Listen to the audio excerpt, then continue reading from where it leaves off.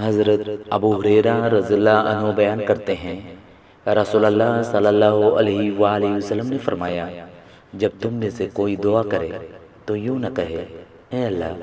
اگر تو چاہے تو مجھے بخش دے، بلکہ اسے پختہ عزم کے ساتھ اور بڑی رغبت کے ساتھ دعا کرنی چاہیے، کیونکہ کسی بھی چیز کا عطا کرنا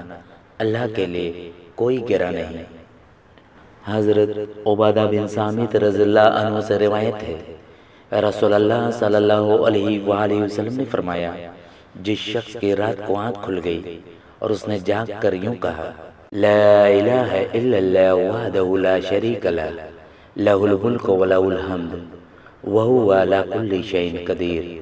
سبحان اللہ والحمد للہ ولا الہ الا اللہ واللہ اکبر ولا حول ولا قوة الا باللہ العلی العظیم۔ ترجمہ: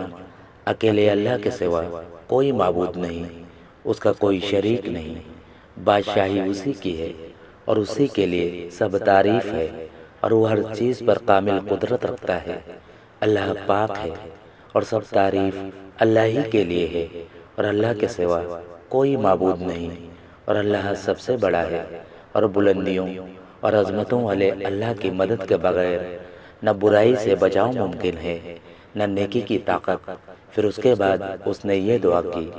رب اغفر لی، اے میرے رب مجھے بخش دے، تو اس کی بخشش ہو جائے گی۔ راوی حدیث ولید بن مسلم بیان کرتے ہیں کہ یا آپ صلی اللہ علیہ وآلہ وسلم نے یوں فرمایا، پھر دعا کرتا ہے تو اس کی دعا قبول ہو جاتی ہے، اگر اٹھ کر وضو کرتا ہے پھر نماز پڑھتا ہے تو اس کی نماز قبول ہوتی ہے۔